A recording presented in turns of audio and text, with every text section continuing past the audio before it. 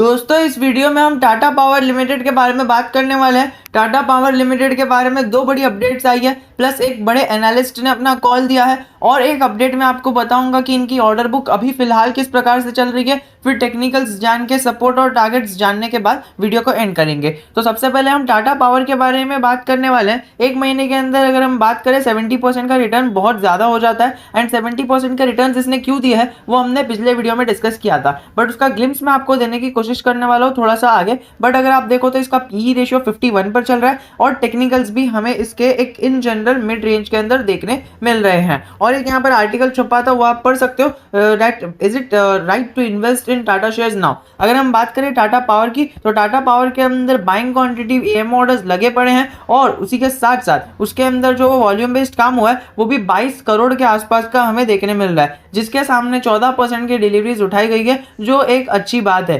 20% के नीचे है बट इन जनरल अगर आप देखो तो बहुत अच्छी खासी क्वांटिटीज इसके अंदर लोग उठाए जा रहे हैं। इसके अंदर ट्रेडिंग भी चल रही है एंड इसके अंदर जो इन्वेस्टमेंट के लिए रिटेल इन्वेस्टर्स एंड एफआईआईज और डीआईएस इसके अंदर अपना माल बड़े बड़े इन्वेस्टर्स भी उठा रहे हैं। और ये जो आपको गिरावट देखने मिल रही है, थोड़ी इसके अंदर प्रेशर देखने मिल रही है, that too is only because of the selling pressure from Nifty and Sensex from FIIs and DIIs. So आपको पता है कि इसका फाइनेंशियल रिजल्ट 28 अक्टूबर को आने वाला है। 28 अक्टूबर बहुत ज़्यादा इंपॉर्टेंट दिन रहने वाला है। अगर आपका एक हेवी इन्वेस्टमेंट टाटा पावर के अंदर है, टाटा पावर अपने नतीजे दिखाने वाला है और मैं आपको एक और एक चीज़ बताने वाला हूँ जिसकी वजह से इसका रिजल्ट अच्छा आएगा। सो दोस्तों उसके पहले मैं आपको बताना चाहूँगा कि Tata Power stock among volume toppers on NSE. So दोस्तों वोडाफोन आइडिया तो मैं तो पता चल रहा है कि लोग ट्रेड करके अपना बहुत सारा पैसा कमा भी रहे हैं और गवा भी रहे हैं, लेकिन टाटा पावर भी उसी के साथ आ गया है। तो आप समझ जाइए कि टाटा पावर में कितना ज़्यादा इन्फ्लुएंस चल रहा है लोगों का। टॉप वॉल्यूम गेनर्स के अंदर आ चुके हैं। TT K Prestige sees strong investor interest. So दोस्तों इनको भी टीटी के इन्वेस्टर अगेन एक बड़े इन्वेस्टर के सामने हमें ये दलाल स्ट्रीट के अंदर देखने मिला कि उन्होंने बोला कि इन्हें आगे एक स्ट्रॉन्ग अपसाइड देखने मिल सकता है, बट इनके एक बयान पर नहीं जाएंगे, बस इनके बयान को रेलेवेंसी लेकर हम देखेंगे। दोस्तों सबसे पहला जो मोस्ट एक्टिव स्टॉक था वो वोडाफोन आइडिया था with around at least 22.8 crore shares traded और ट्रबल टेलको। और फिर अगर हम बात करें वहीं पर सेकेंड जो मोस्ट ट्रेडेड और एक्टिव स्टॉक था वो 15 करोड़ के शेयर की ट्रेडिंग को वैल्यू के साथ टाटा पावर था। दैट इज वाई हमें इसके अंदर बहुत ज़्यादा क्वांटिटीज जो है वो ट्रेड होते हुए देखने मिल रही है। और ये स्टॉक ऊपर तो नहीं गया है, लेकिन दोस्तों ये साइडवेज पैटर्न में ही कई सारे लोगों ने अपना पैसा करोड़ों रुपए इधर से ही कमा लिया है। अगर हम बात करें तो इसके बारे में, Aditya Thackeray meets Tata Power Adani Tata Adani BEST officials to decarbonize in Mumbai energy supply. So दोस्तों मुंबई के अंदर कितनी ज़्यादा एनर्जी सप्लाई का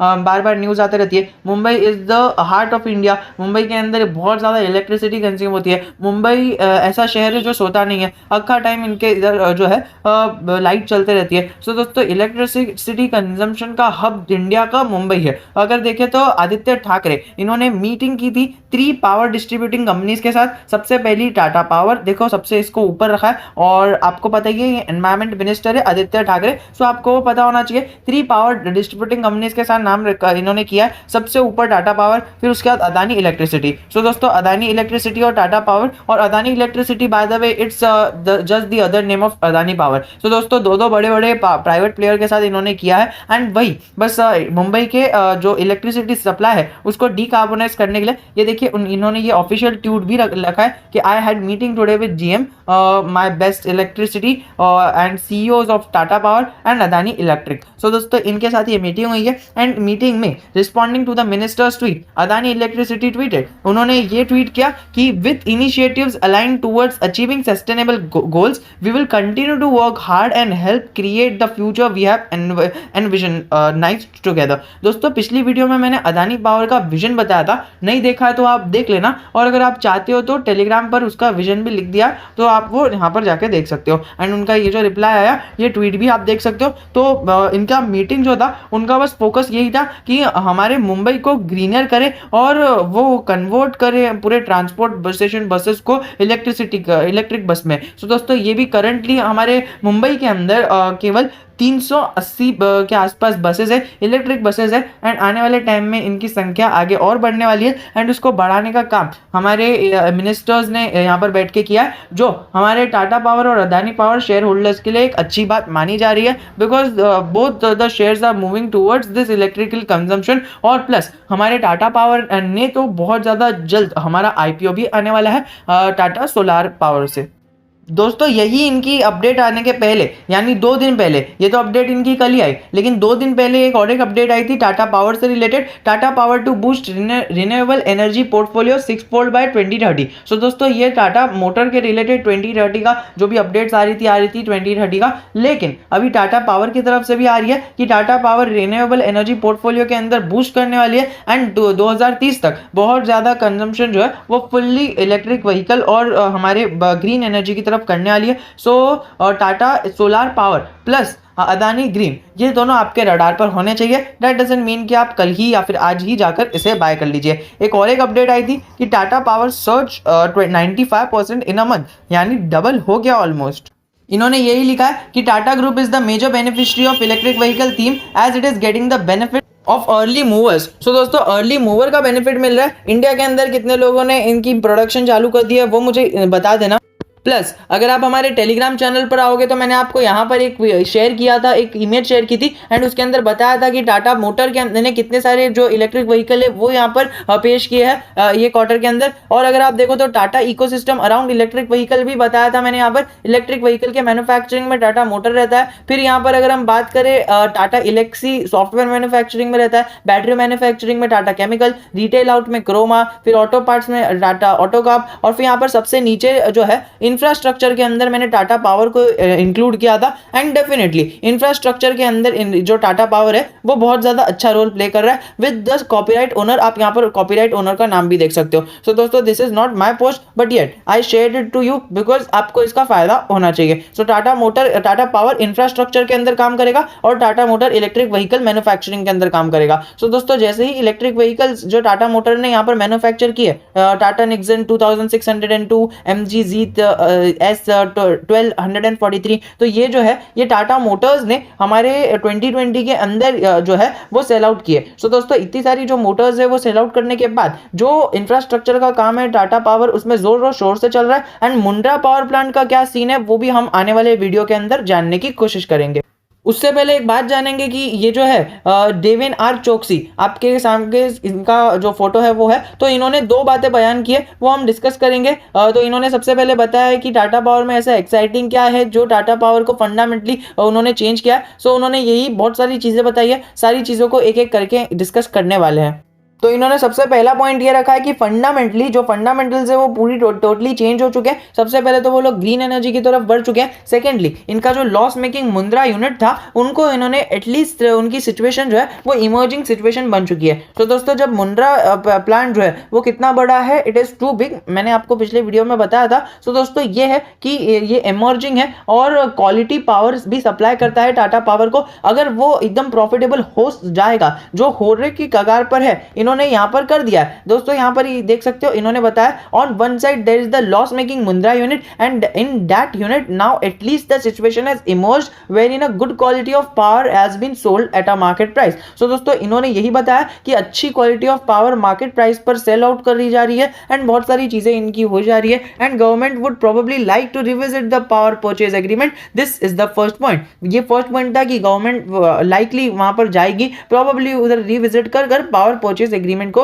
रीडिफाइन करने की कोशिश करेगी। और सेकंड पॉइंट इन्होंने यहां पर किया, वीडियो पॉज कर आप पढ़ सकते हो। The company is systematically moving in the area of renewable energy. जैसा कि मैंने बताया टाटा पावर एक कंपनी है और टाटा सोलार पावर एक कंपनी है, दोनों जो है हमारे इंडस्ट्री के अंदर बहुत अच्छा वर्क कर रही है। टाटा पावर सोलार के आईपीओ से रिलेटेड भी बहुत सारी चीजें आई थी। टाटा पावर सोलार का आईपीओ आता है, बहुत अच्छा परफॉर्मेंस देगा। हमने उसको वैल्यूएट किया था as a virtual basis by comparing Adani green और अदानी पावर, दोनों को ऐसे ही साइमल्टेनियसली कंपेयर करके हमने इसका जो टारगेट है वो डिस्कस किया था। एंड यहीं पर उन्होंने बताया है कि जिस तरह से वो मूव कर रहे हैं एंड इंप्लीमेंट कर रहे हैं वो सारी चीजों के बाद जो इसके अंदर मूवमेंट देखने मिलेगी आने वाले टाइम में इसके रिजल्ट्स पर, तब जाकर हमें शेयर के अंदर मूवमेंट देखने मिलेगी। बाकी सारी चीजें आप रीड कर सकते हो। I will not read it because बहुत लंबा टाइम हो जाएगा and the article is really helpful. I have already shared this on our Telegram channel. अगर हम बात करें सेकंड जी, तो ये अपडेट कुछ आपके सामने एक 14 अक्टूबर